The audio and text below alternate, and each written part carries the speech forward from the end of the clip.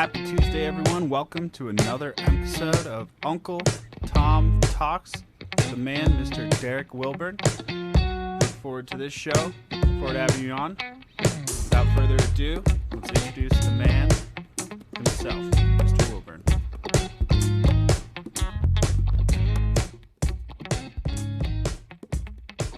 It is another glorious day in the greatest nation ever on the face of the earth. Got a lot we're going to get to today on Uncle Tom Talks, but first, let me give it up for the Classical Academy Boys and Girls Track and Field TCA in Northgate, the Northgate development of Colorado Springs, where all three of my kids have gone to school, K through 12. Well, my oldest went there fourth grade through 12, because he was homeschooled. And then the other two, K through 12, charter school. And I'm going to talk more about charter schools some other time, but the Classical Academy is a cross country in the fall, track and field in the spring, powerhouse.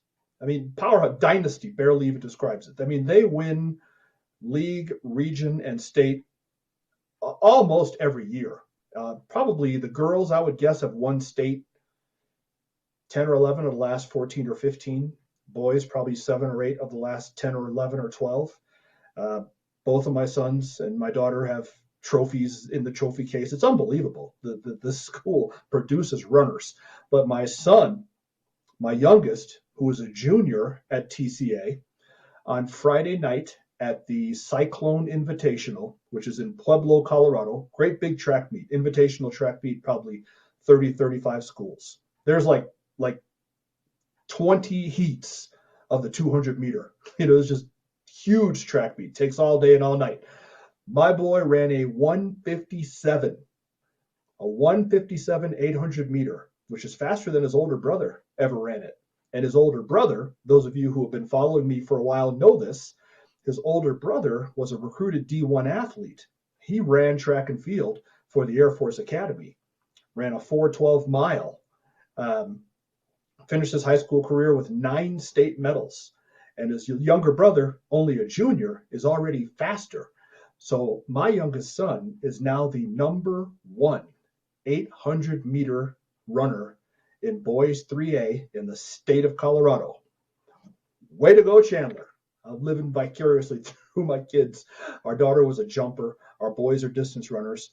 There'll be no Uncle Tom Talks on Thursday because Thursday begins state. The state meet is Thursday, Friday, Saturday. My boy is qualified in and will be running 4 events. And he's going to be bringing home the hardware. So giving it up for the Classical Academy, Coach Tim Daggett, Coach Matt Norton, incredible program. And in all likelihood, they will again win state in both boys and girls 3A come Saturday. Boys and girls both won cross country in the fall, like they always do. So got a lot to talk about today. We're going to spend some time on school board. But before I get to school board, there's a story. So I wrote up and produced this show and sent it over last night.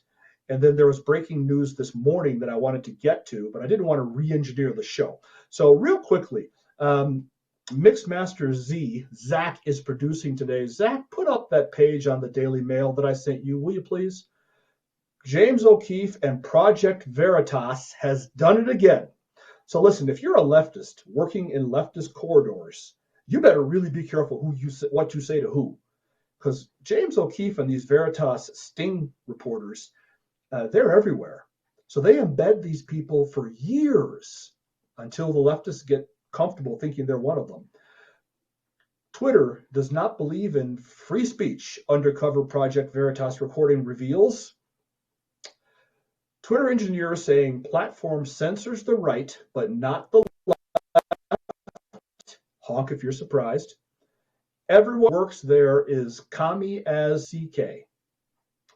Because fascinated with the F word. Generally speaking, they love that word. I don't curse. But I don't know. They just, that decorum, that level of public decency has just gone out the window. People throw that word around loud and in public all the time now. It was taboo not that long ago. So everyone who works there is communist, and they censor the right but not the left. Now, this isn't news to you. If you're watching Uncle Tom Talks, you're plugged in, you're paying attention, you already know this. But here's the thing. So I used to work in Silicon Valley. My family and I relocated to Colorado. I got my master's degree. My MBA is from the University of San Francisco. I worked for 3 companies in Silicon Valley. The last one I worked for, when I relocated, packed up and moved, turned in my resignation, was in Cupertino, California. Our office was just down the street from Apple world headquarters. I literally drove right past Apple to get to work every day. I know this environment. I know these people very, very well. What this guy said, not knowing he was talking to a Project Veritas operative, is that everyone who works here is commie as F. That's generically true about the tech industry. That's generically true about the Hollywood and entertainment industry. That's generically true about the higher education establishment. These people insulate themselves with more people just like themselves. Okay, Zach, you can take it down. We're done. Everybody knows what we're talking about.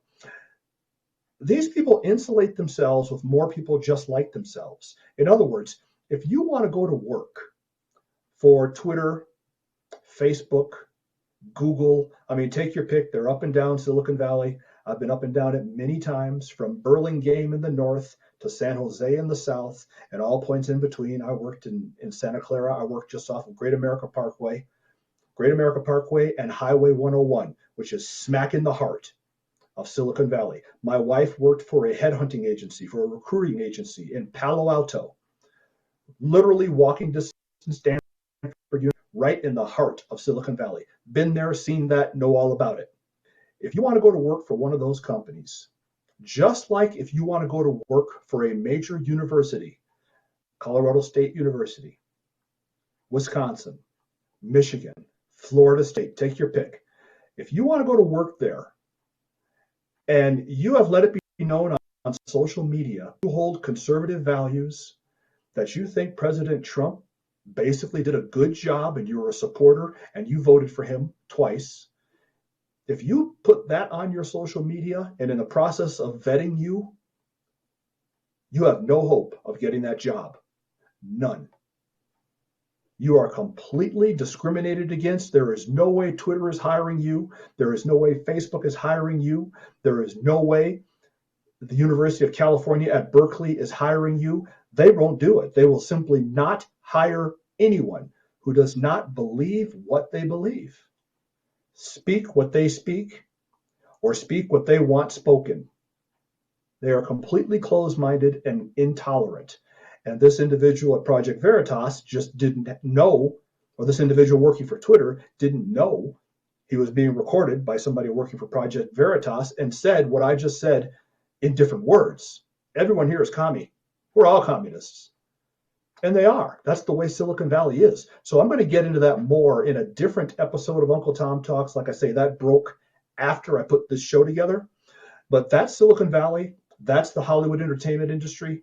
That is the higher education industry in this country. You must be one of us or you will not become one of us. No room for you at the inn. And it's really pathetic. It's really sad that diversity of thought is simply not allowed in those 3 institutions. Not allowed. High tech, entertainment, higher education. Diversity of ideological thought, diversity of philosophy, simply not allowed. So what I'm going to get into on this episode of Uncle Tom Talks, however, is school board. So I always give this disclaimer that I don't turn Uncle Tom Talks into down of what's happening at my school board, but I end up doing it anyway. Because, I had a very productive conversation with an individual from the other side. And I hate that it's sides, but you know what I mean when I say that. I'm very conservative, needless to say. Everybody knows that. This individual, much more left than I am, much more liberal. We don't believe the same things. But we had a very productive conversation. I bumped an individual in the parking lot after our school board meeting last week. And this individual, and I'm saying this individual instead of he or she, I want to reveal this person's identity. Because I told them that our conversation's off the record. It's between you and me, and I need to honor that, and I'm going to honor that. But we bumped into each other in the parking lot, and this person said, you've got a lot of things wrong, and I talk about it. This person said, let's talk about, oh, good idea. So we got on the phone the next day, and we talked for probably 15 or 20 minutes, and it was very, very productive. And I'm not going to give away the content of the conversation, but this person said something to me that made me think. This individual said something like this, said, I don't know if you come to school board meetings looking for material for your podcast. And I had to stop and think about that. Because while I don't, that's not the reason I go to school board. I don't go there looking for material. I can easily see how somebody would come away thinking that might be the case, as this person did. I can see how that would be, how that somebody, he's only here for one reason. He's looking for material. I can understand that point. And I don't do that. Uncle Tom Talks is something that I try to keep about contemporary issues in political or in the social world in the United States. But what is more pertinent in our country right now than education?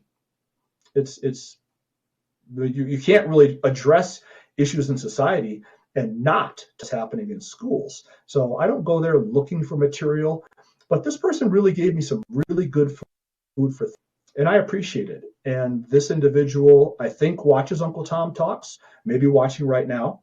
And I want you to know that I appreciated your time. We talked. This person was picking up kids from school and putting in AirPods, and just a lot of moving parts in this person's life, but took time out in the middle of all that, picking up kids, dropping off groceries and whatever, took time off in the middle of all that to talk to me for 15 or 20 or 30 minutes. And at the end, look, we didn't agree on a whole lot, but said, you know what, this is how it needs to be. This is how it needs to be. We need to be able to talk in civil terms, in civil tones. If we disagree, fine. If we agree, fine. But let's build some bridges. And that's what happened. So that said, our school board meeting here, I live in Academy District 20, School District 20 in Northern Colorado Springs. We had our bi-weekly school board meeting last Thursday night, and something very, very unusual happened. So the school board meeting's open, as most people know, with public comments. In our school board, you can sign up to speak for 3 uninterrupted minutes. 3 minutes. You're going to come to the podium and the spotlight's yours. In fact, this whole Uncle Tom Talks school board thing began with me blowing up what I thought were some very disrespectful comments.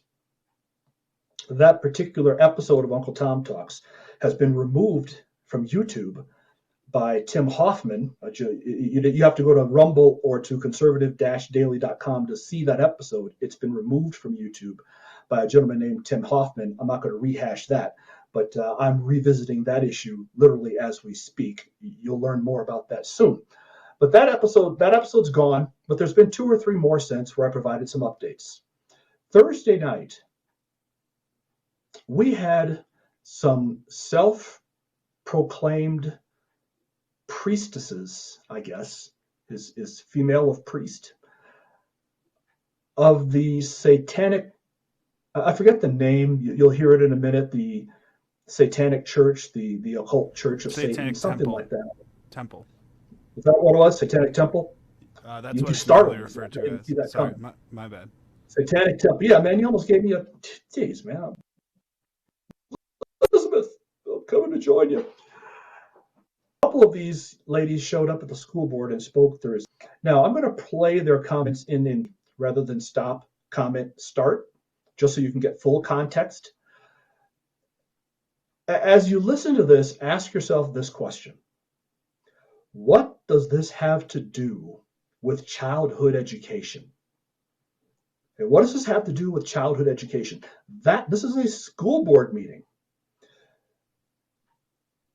I don't think very much, but you may disagree. Um, I haven't edited or changed their comments in any way, shape, or form. This is beginning to end. Speaker number one, a priest or priestess or whatever feminine of priest is of the Satanic Order or the Satanic Temple or whatever it's called. She'll tell you what it's called here in a couple of minutes. This is what she had to say. Let's roll the first half of cut number one.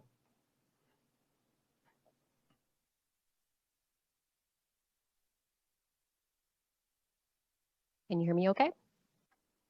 Good evening, everyone. I have two children that are currently in District 20 schools, and I've recently heard and witnessed that some of you would like to be known that your religion belongs here. You know, right here inside this beautiful government building that is paid for by the taxpayers of District 20, the state of Colorado, and the federal government. The taxpayers that consist of a vast variety of backgrounds, religions, cultures, beliefs, and non-religious points of view. So in the spirit of religious pluralism and religious freedom, I wanted to come here tonight to introduce myself as a member of the Satanic Temple, Colorado, an ordained minister of the Satanic Temple, and the national campaign director for a fun little program that continues to make national news headlines called After School Satan Club. The Satanic Temple isn't quite what you think it is. We aren't devil worshippers, and we don't sacrifice goats or babies in the name of the Dark Lord. Turns out most of our members are vegan. In fact, we are a non-theistic religion, non-theistic meaning we don't believe in a literal Satan. We look at Satan as a symbol for standing up against tyrannical authority, and to embrace the name Satan is to embrace rational inquiry removed from supernaturalism and archaic tradition-based superstitions. The mission of the Satanic Temple is to encourage benevolence and empathy, reject tyrannical authority, advocate practical common sense, oppose injustice, and undertake noble pursuits. We became recognized as a bona fide religion in the United States by the IRS in 2019. Now, there is no denying the fact that Christians make up the majority religion here in this country at this particular time. But have you ever stopped to think about what happens when that day comes, when Christianity is no longer the flavor of the day here in the United States? That future generations may live in a very different world, where a different belief structure or religion has somehow taken over, where our government now believes that Christians should be persecuted for believing and worshiping as freely as they do today. It may seem like a stretch, but history proves otherwise. Our founding fathers were smarter than us. They watched Europe spend 400 plus years playing chop the head off the heretic, and the definition of heretic depended on who was seated on the throne. Sometimes it was the Catholics, sometimes it was the Protestants. They didn't want that happening here because they knew that everyone who wants their religion in the government always, without fail, assumes it will be their government. But our founding fathers knew that, and even then, there was a wide range of religious beliefs in America, and that's why they put the Establishment Clause front and center in the Bill of Rights. It turns out if you don't hold that wall, it can come crumbling down. I know I only have 3 minutes here tonight, but I wanted to remind you that when you open the doors for religion, you open the doors for all religion, even the ones you really don't like. So my suggestion to you is to cut the crap and remember that you represent a very diverse population of constituents, many of who are here tonight. Remember that diversity is what makes our country great. And so going forward, please sweep up your crumbs and clean up your mess because time's up. I just want to mention, by the way, Okay. she mentioned something really important. One of the staples of Satan, like one of the biggest sins, is that he will convince you that he's not real. And that's basically what she said. Interesting observation. I'm not going to dissect her words. I think everybody watching, you can do that for yourselves. Except to say that she ends by saying, which the microphone was cut when she said, "Hail Satan." So at the end of all that, she says, "Hail Satan," which is what the next speaker concludes her remarks with as well, which strikes me as interesting. So she says that they don't believe that Satan is a real deity. Rather, it's a symbolistic form they do believe in, which is fighting oppression and what have you. But if you don't believe that Satan is a deity, then why would you say, "Hail Satan"? I don't quite follow that. I'd like to have a conversation with this person, and I don't know her, had never seen her before. To the best of my knowledge, I had never seen her before. We've never met. But she ends the way she throws accusations out that a lot of people do. They give the accusation without the substantiation. So she says, clean up your crumbs, get your act together, what have you, without providing the board any specifics of what they've said or done that she has a problem with. So a couple of weeks ago, one of our school board members opened the board meeting with a quote by Benjamin Franklin. And that quote included a reference to Bibles in homes. And a lot of people on the left got bent out of shape over that, got upset over that. And when they came to the podium to address the board, they specifically said, Mr. Salt's inclusion of this quote by Benjamin Franklin was offensive for the following reasons, da da da da da. Fine. So you've told the board what specifically it is you have a problem with. If you just get up there and say, sweep up your crumbs, clean up your act, what's the board supposed to do with that? I mean, board members have as much right to freedom of expression of religion as anybody else. They can go to worship services on Sunday. They can speak in churches. They can do all those things.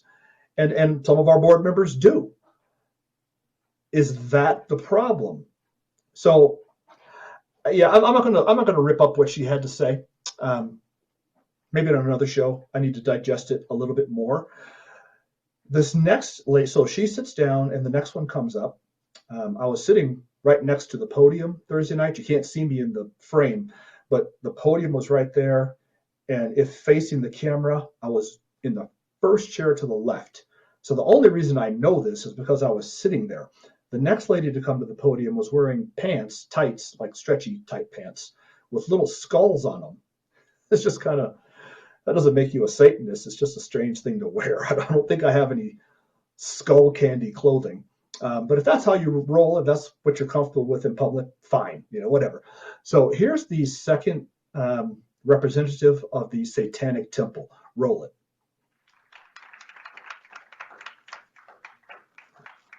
Our next speaker is Mel Monster. What? Mel Monster? I was just going to point I didn't catch that before. Mel Monster, yeah. I didn't catch that before. Monster. Okay. Hello, I'm Mel, Hello. member of, oh. Can you hear me? I'm Mel, I'm a member of TST Colorado and also an ordained minister of Satan with TST. I just wanted to offer an invocation that we commonly use with TST. Let us stand now, unbowed and unfettered by arcane doctrines, born of fearful minds in darkened times. Let us embrace the Luciferian impulse to eat of the tree of knowledge and dissipate our blissful and comforting delusions of old. Let us demand that individuals be judged for their concrete actions, not their fealty to arbitrary social norms or illusory categorizations. Let us reason our solutions with agnosticism in all things, holding fast only to that which is demonstrably true. Let us stand firm against any and all arbitrary authority that threatens the personal sovereignty of one or all. That which will not bend must break, and that which can be destroyed by truth should never be spared its device. Sorry. It is done. Hail Satan. And watch her hand as she walks away. Gives her the Hail Satan sign. Our next speaker is Derek Wilburn. Yeah, I was after her. So we'll just do On a somewhat lighter note, I would like to first give a shout out to the Classical Academy track and field team, which as we speak is on the cusp of winning yet another league title, both boys and girls, and next week is most likely going to win yet another state title like they do almost every year. Incredible program at the Classical Academy. And I'd like. So I spent my time just basically praising our they're volunteers. This is not a paid position. And the things direct, what these people do is incredible. I mean, they visit all this, they go to concerts and plays, they participate in all kinds of activities and put miles on their cars. And I mean, it's asking a lot of a volunteer. And I appreciate all of our school board members, including those that are ideologically opposed to me. You're still a public servant. I don't demand you agree with me on everything, to recognize the fact that you're making a lot of sacrifices. So the second satanic temple lady, if you take out the beginning and the end, I mean, the stuff about Satan and what have you, the part she said in the middle, I agree with most of that. I mean, probably 60, 70% of that, you say, okay. So, and then, of course, when they both finished, you notice there was a lot of applause. Now, I was in the front row, and the people who were clapping were behind me, so I couldn't see who was clapping.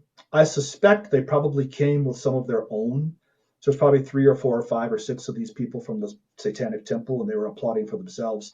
I have a difficult time seeing anybody, no matter where you live on the political spectrum, applauding what results to a minor recruiting push for the Satanic Temple. But here's the thing. So I'm not going to beat up on these ladies for coming to the school board meeting and speaking. If that's what they want to do, that's what they want to do. Our school board is going to have a very, very difficult set of decisions to make if this continues. So what I think happened, and I don't know this, but a couple of school board meetings ago, maybe even the last meeting, a gentleman got up during his time to speak and recited the Lord's Prayer. I think that's all he said. He just came up to the podium and said, "Our Father, which art in heaven, hallowed be thy name." Recited the whole thing and then sat down. Or if he said more than that, it wasn't much more than that. So that really gets under the skin of the agnostic, the atheistic, the satanic, or just a lot of people who are hung up on separation of church and state, and that's something they're very, very passionate about. They think it's written in the Constitution. So that really irritated them. So it's entirely possible that these ladies were just at the meeting as a counteract to that. So, okay, fine. He says the Lord's Prayer in these meetings. We're going to come up and give our dope on Satan. And if they shut us off, if they gavel us, if they mute us and say that's not appropriate, then we got them. Okay, then they're showing favorites. Then they're letting the Christians spit their Jesus talk, but they're not letting us spit our religious talk, which happens to be satanic. That's possible that's why they were there. I don't know. But I do know this. If that is why they were there, they probably won't be back. Don't know that, but probably. If that isn't why they were there, then now our board has to consider, what do we do when somebody comes to the podium and gives a background and information and recruiting push for the Church of Latter-day Saints, for the Hare Krishna? What happens when Buddhists come in and they want to take 3 minutes to talk about Buddhism and why it's a good and righteous path? I mean, so can you draw a line here or can you not? And our school board, if this continues, may have to make that decision. As a school board, are we going to restrict speech in these meetings, or are we going to let everybody come in here and make everybody sit in here and listen to the virtues being espoused of Hinduism or of whatever belief system? That could be where we're going. So I'll keep you posted on this. To me, it's very curious. It's another evolutionary step of society, and debate can be had whether this is good or bad. But here's the thing: School District 20. If you follow this saga that I've been chronicling over the months, my school district is a fundamentally conservative district. Fundamentally a conservative district. Republicans outnumber Democrats nearly one. It's a conservative district. If this is here, what's happening where you live? What's going on at the school board meetings where in inner city Philadelphia, San Francisco, Los Angeles? It's the left in America, the leftist ideology took over our educational establishment 50, 60, 70 years ago. And it happened right beneath the right's nose and didn't even know it. And that's why now, if you have a college degree, a master's degree, a PhD, and you want to go back and teach at your alma mater, but you voted for Trump twice and have Trump stickers on your car, you can't get that job because the left now owns the educational establishment. Hook, line, and sinker, they own it all. Because 50, 60 years ago, they began taking over school boards and just rolling, until now they run basically the whole thing. And if you, watching Uncle Tom Talks right now, if you can't name a single member of your local school board, don't know one of them, you don't know how many people there are on your school board, you don't know where they meet, you don't know when they meet, you don't know anything, then you're not a part of the solution. And if we ever want to bring some balance back to our education system, people like you, ideological conservatives, have got to get engaged, get down to your school board meetings, meet with your school board members individually, start finding out what's going on and how you can get involved. Because there's no counterbalance right now in education. And that's bad. My family left California because there was no counterbalance. I mean, the left could do whatever they want to do legislatively. If they want to do it, it's done. The right, there is no right.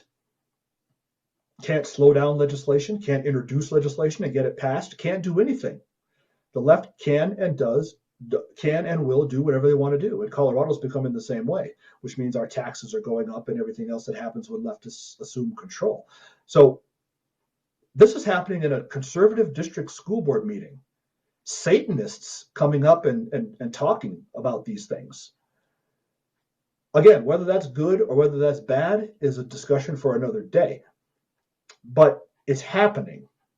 And if you aren't even aware that it's happening, you're not a part of the solution. So I'm getting engaged with our local school board, and increasingly I'm getting engaged with people that disagree with me. Began the show talking about a productive conversation I had with one such individual. Hope to have more such conversations. Don't have to agree to get along. Now, there is one person here in Colorado Springs for whom I have no respect and for whom I have no desire to get along. And I've talked about him in the past because he slandered me, lied about me, and did some other things that I didn't appreciate. But if you're on the opposite side in District 20, okay, I'll have you on Uncle Tom Talks. I'll have you on as a guest anytime. We'll do a split screen just like they do on Maddow, just like they do on Hannity, whatever. Talk about whatever you want to talk about. Okay, I've got 9 minutes to get through to the internet gaming sensation that you all have been waiting for, real fake headlines. Is this breaking news headline real or fake? If you've never played real fake headlines, you're about to have the greatest time you've ever had. Zach is going to put, how many do we have? 4 headlines on screen, taken from recent perusings of the internet. 3 of these headlines are real. 1 of them is fake. All you have to do is pick out the fake one. That's it. When you think you know the fake, put the number 1, 2, 3, or 4 in your chat, in your dialogue, whatever you've got there. And my producer, Zach, will let me know how many votes are coming in. And if you guess the fake, Zach, the producer of this show, owes you a brand new Ferrari. I saw someone taking delivery of a Ferrari yesterday at my gym. There's a great big parking lot, so it's easy to get the big trucks in there and stuff. And they pulled, it was the 3rd car in. I stood right there and watched this. There's a Porsche GT3, then there was a Porsche GT2 they had to pull out, and then they pulled the Ferrari out, which I think was a 458 Especial, but I don't know my Ferrari stuff. And a guy took delivery of it right down the road here, Woodman Road. You ready? Here we go. Headline number 1. Elon Musk says his investor group is eyeing Facebook. Ooh. Elon Musk says investor group eyeing Facebook next. Imagine. Oh, man. How sweet, though. Okay, headline number 2. Republicans slam Biden administration's disturbing attack on charter schools. Headline number 3. Moderna's first quarter profit triples on vaccine sales. Triple in one quarter. That's a big leap. And headline number 4. United States gives terrorist nation $15 billion in humanitarian aid despite all the fraud and abuse. All right, there's your 4 headlines. Which one do you think is fake? 1, 2, 3, or 4? I'm going to give them to you again, rapid fire, then we will start the reveal. Headline number 1. Elon Musk's investor group. Elon Musk says investor group eyeing Facebook next. Might want that one not to be fake, just on wishful thinking. Headline number 2. Republicans slam Biden administration's disturbing attack on charter schools. Headline number 3. Moderna's first quarter profit triples on vaccine sales. Headline number 4. U.S. gives $15 billion in humanitarian aid despite fraud abuse. Okay? Put a number in there, 1, 2, 3, or 4. If you think you know which one is fake, you only have about 5 seconds. Sometimes we get lots, sometimes we get a little, sometimes we get no votes at all. I'm not in control of that, but the reveal is going to start in 5, 4, 3, 2. Zach, do we have any votes? We got 4s and 3s. The monies are on 4 and 3. Okay. All right, I'll tell you what, we're going to mix up the reveal. Put headline number 4 back on screen. U.S. gives terrorist nation $15 billion in humanitarian aid. Put image number 5 on screen. This is true. Syria, your tax dollars are being given to a nation that hates your guts, that kills U.S. service members and maims. We have former service members in this country today who have no legs, who have no arms, who have steel plates in their heads, and everything else you can imagine as a result of terrorist activity that was funded by nations like Syria. And the Biden administration just gave them $15 billion of your money. And, you know, we've reached the point now where we see so many numbers that we've lost sight of how much money we're talking about. $15 billion. You know how much money that is? It doesn't sound like a lot anymore. It really doesn't. $15 billion to a nation that literally hates our guts. Put headline number, what was another? 3. Put headline number 3 up. So some people thought 3 was a fake. Moderna's first quarter profit triples on vaccine sales. Put up image number 4.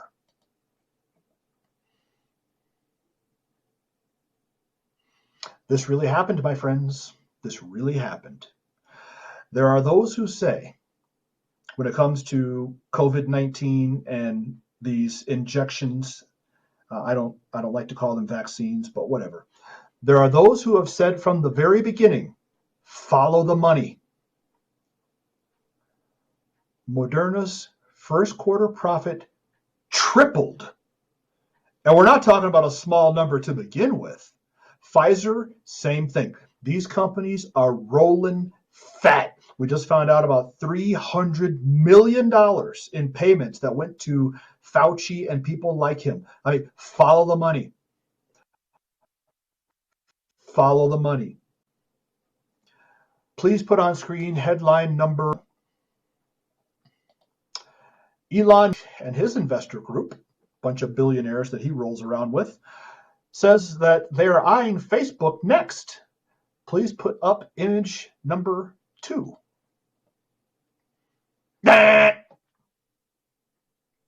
Made it up. caught you people wishful thinking, so you didn't want to believe it was fake, but that's the fake. I made it up, put on screen image number 2, or headline number 2. So this obviously is the last real headline. Republicans slam Biden administration's disturbing attack on charter schools, image number 3. This was reported by the Free Beacon. There you have it. They want to defund and get rid of charter schools. So I mentioned to you that my children have attended, and one still attends, the Classical Academy, which is a charter school.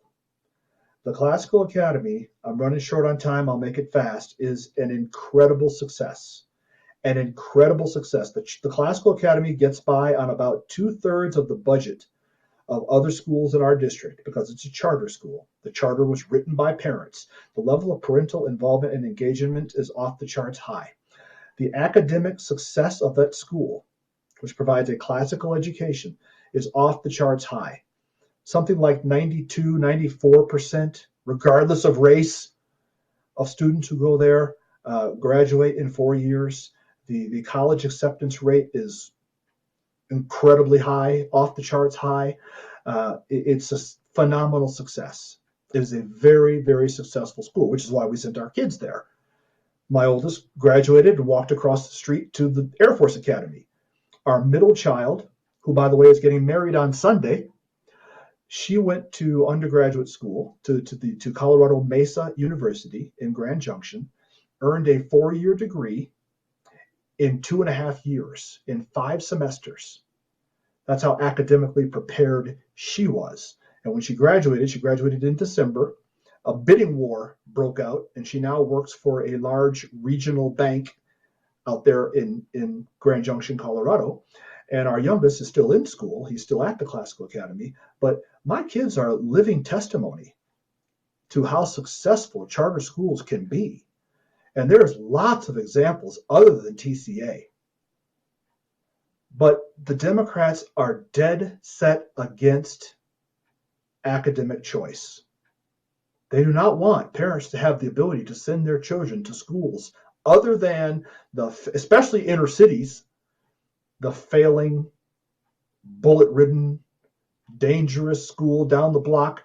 We have children that are doomed because of their zip code. Baltimore, Maryland, not one child graduated from the Baltimore high school system. I think there's 17 high schools, if I remember right. Not sure about that, but there's a bunch of them.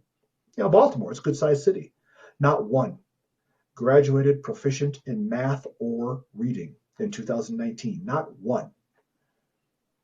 Competition always benefits the consumer. There's no such thing as a circumstance in which competition does not benefit the consumer. It always does. Democrats are dead set against anything so much as resembling competition in education, especially in poor and disadvantaged neighborhoods. You start popping charter schools in and around inner city Chicago, Baltimore, St. Louis, Detroit, and watch and see what happens to childhood performance. Watch and see what happens to standardized test scores. Watch and see what happens. At our charter school, kids wear uniforms. So you don't have any of this cliquey, I'm cooler than you because of my clothes. It eliminates that stuff. There are so many advantages to educational competition to the public school system. Democrats are dead set against it. And the Biden administration, per that last headline you just saw from the Washington Free Beacon, is doing all in its power to defund and shut charter schooling down and force everyone back into the government-run system. That's what's happening. So, Derek Wilbert, this has been Uncle Tom Talks. You can find Uncle Tom Talks in a number of places. I'm hosted by conservative-daily.com. Conservative-daily.com. Become a member. Click join. No, don't have to give a credit card or anything like that. You're live there. We are D-Live. Twitch is Uncle Tom Talks. Telegram. You can also pick up episodes on Spotify, typically a handful of days later. And I oftentimes upload these episodes to my YouTube channel. You need my personal name for that. If you would like to book Derek Wilburn to come and speak at an event that you have going anywhere in the country. Love doing that. Just spoke at a big Lincoln Day event in Canyon City, Colorado a couple of weeks ago. Always fun. Hit me up. There will be no Uncle Tom Talks on Thursday because I will be at the Colorado State Track and Field Meet watching the Classical Academy Titans do what they do best. Dominate the track and bring home hardware. Okay, bring home hardware. So I'll see you a week from today. Derek Wilburn, signing off. Thank you guys very much for watching another episode of Uncle Tom Talks. Uncle Tom will not be here on Thursday, but we will be looking forward to having you on Tuesday of next week, and he will have another awesome episode. So thank you guys very much. Look forward to seeing you next Tuesday. No episode this Thursday, next Tuesday. Thank you.